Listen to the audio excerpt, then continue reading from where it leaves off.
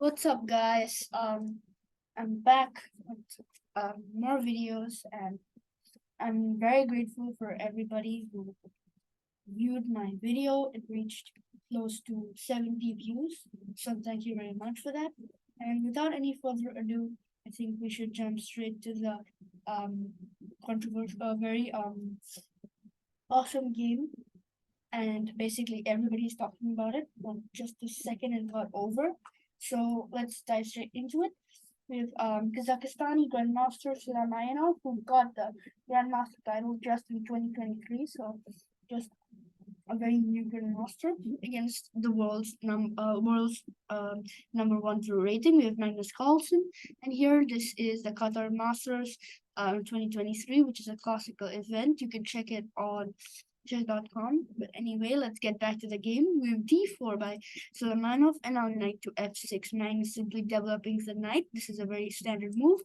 c4, e6, and now knight to f3. We have b6 by Magnus, and now here the main move would be g3, just developing bishop g2, a very Catalanic kind of structure. However, here Magnus Suleymanov instead goes for a3, a bit more of a rare choice.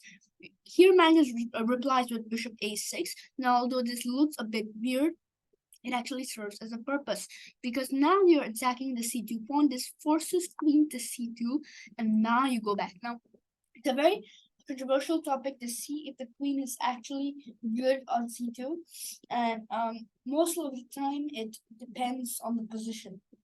So, yeah, basically Magnus just trying this position out. We have knight to c3 now by Suleymanov, developing a knight, and c5. Of course, you need to break in the center. We have e4, just grabbing more space. C captures in d4, knight captures in d4, and now bishop to c5. Attacking the knight, we have knight back to f3, and now knight to c6. So all very developing moves. b4 now, attacking the bishop. Bishop back to e7, and now bishop to b2. Here's the bishop eyes straight in this beautiful diagonal, eyeing straight at it, and here also guarding b4, which can be useful as knight b5, knight d4 ideas can be activated. We have queen to b8 by Magnus. He wants to, queen to b8 by Magnus. He wants to just develop his queen and castle. We have rook to d1 now by Suleymanov. He wants to just put pressure on the pawn. We have castles, and now bishop to e2, also preparing for castles. We have d6. So here Magnus goes for a hedgehog kind of structure. If he plays a6, it becomes a hedgehog. And now we have castles by Suleymanov. Rook to c8 now, bringing the rook into an open file, aligning the rook with the queen. And now rook f to e1, simply developing the bishop. And now Magnus goes for bishop to f8. This bishop is not needed in the square and will be serving as a better purpose to guard the king side. With a bishop to f1, now opening up the rook, looking for ideas of e5 in the near future, and knight to e7, the purpose of bishop to f8. Now knight to e7 serves as knight g6, knight e5, or knight f4, depending on what black wants. Here we have knight to b5 now by Suleymanov, a very good move. This pressurizes the pawn. And here Magnus Carlsen goes knights to e8, which is not really the best due to the next move, Suleymanov. Instead, just give me a sec. Sorry about that. Instead, he can simply move the knight to g6, and he can start, putting pressure on the pawn, defending the pawn well. Magnus goes knight e8. We have to remember he's playing under huge pressure, so definitely does not look too bad because, okay, well, it's defending the pawn. There's no rook on f8. If the rook was on f8, then it's really bad. But since there's a bishop on f8, well, it doesn't look that bad because, okay, you're defending, but your pieces aren't really stuck. But the thing is, these pieces are pretty congested together. Here, Suleymanov plays a very, very strong move. He goes knight g5. Now, this, all in all, doesn't look that appealing. Is like, oh, I mean, I'm going with my knight. I'm having ideas of knight f7, knight e6, but all in all, it doesn't. It just looks like a threat without an actual execution plan. Now here, why this is so scary is that, as there's a saying which is very apt for this game: the threat is stronger than the execution. And here, knight g5, the threat of having ideas of knight f7 is much stronger than actually playing it at some point. So this makes black be a bit afraid. Here we have knight to g6 by Magnus. He wants to defend the pawn. He wants to activate the knight because he went to knight e7. Now here e5. Suleymenov just opening up the diagonals to his bishop. He can bring the bishop to d3. Just completely laser beam that black king, weaker king side. And so now, of course, if you well, Magnus played d5, which all in all doesn't look that bad, but as a very humanly perspective, you're like, okay, so Suleymanov wants to open up everything. I'm not gonna allow him to do that, so I'm gonna go d5. But actually, as black, a better thing to do was actually to delay d5 completely, just completely delayed, and go bishop to c6. This would just attack the knight, which is now you cannot take it back because yeah, basically you cannot take it back because the rook attacks the queen. So you would have to move it or go a4, something like that. Knight d6 is a possibility which can get well, pretty confusing. Knight takes d6, e takes d6, bishop takes d6. Well, this is something which is, well, weird. You can go g3, stop bishop h2, bring the bishop. All in all, white should have a much better position. However, it gets complicated. However, Magnus makes a error by going d5, which it looks the more humanly move. It locks up the structure, but this allows Suleymanov to just to go queen b3.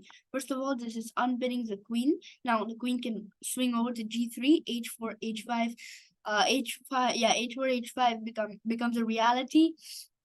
Many ideas come to mind, and here Magnus plays bishop e7. This is not the greatest of moves because it's attacking the knight, and a first person perspective would be like, oh, I'm just gonna move back my knight and maybe maneuver this here.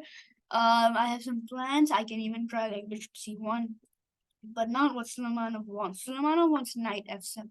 He wants to absolutely obliterate Magnus Carlsen, and he wants to absolutely tear apart Magnus's defenses. Yeah, so knight takes f7 is just a beauty of a move. Most people would have not expected this during the coverage or during the live game. So this definitely also came for a shock as for Magnus.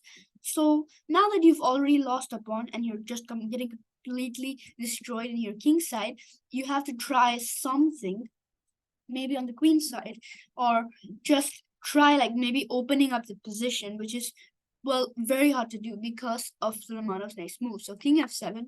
Now your first thing would be like, okay, I've sacked, maybe I can bring my queen to f3 with check, open up the pieces. But of course, since Magnus is gonna go dc4, open up the bishop, get some counterplay in, Suleymanov says no to all of that and takes with c takes d5. Now, you can only play this move if you see your next move as white, because if bishop takes d5, this doesn't look that great because now your queen's attacked, the bishop is activated, the queen will get activated soon, and remember, white is down a piece. He sacked on f7 only for a pawn.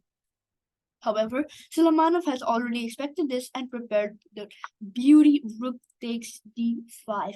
What a brilliant move!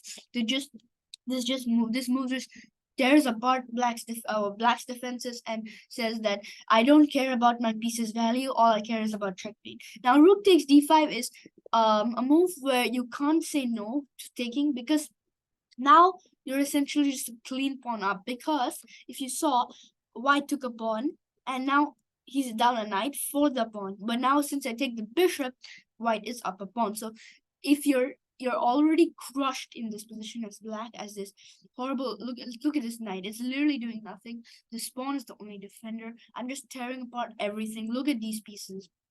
So you're already down a pawn. Your position is absolutely horrible. You really need to just take it and hope the material will help. So if e captures on d5 by Magnus, queen captures on d5 check, king to f8, and now knight to d4, bringing the knight into play, hoping to get knight e6 check.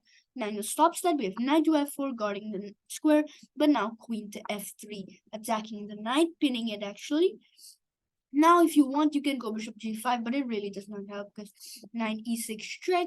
I win the knight, and I'm gonna mate soon. So instead of bishop g5, we have king to g8 by Magnus. He really doesn't have another option. Queen captures and f4, just capturing the knight, and now the material is becoming a bit more level. Here we have queen to b7 now. Magnus trying to activate his queen, doing something, but now knight to f5, bringing the knight in play. We have b5. He really doesn't have anything, but now bishop captures on b5. You can't take on b5 because knight to e7. We have bishop to f8 now by Magnus. So now queen b5 is a possibility, but of course Suleymenov defends that very easily. Bishop c4 check. We have king to h8, and now the beauty, last beauty, knight to h6. And here it was in this position as move 31, where Magnus Carlsen resigned due to the crushing position that Suleymenov has. Take an example. Of course, g6 is not possible because queen f8 is straight up checkmate. Now, here, other than that, you don't really have a move. If you try defending with the bishop with queen e7 per se, but if knight f7 check, bringing in the thing, king g8, and basically you just gotta be careful. You kinda don't want that. You can go bishop b3, stepping aside, and now there's really nothing for black to do. Example, black wants to try something with a5 or something, just simple knight d8 check. Can push e6, bring the knight. Example, actually, knight f. You can just go back here once. Knight d8 is not so useful. A better move would be actually knight g5 check to go check here. And after king h8, the beautiful knight h7. A nice finisher off because, well, of course, if you don't take, then I'm completely winning. So after king captures an h7, there's rook e3. I hope all of you saw that.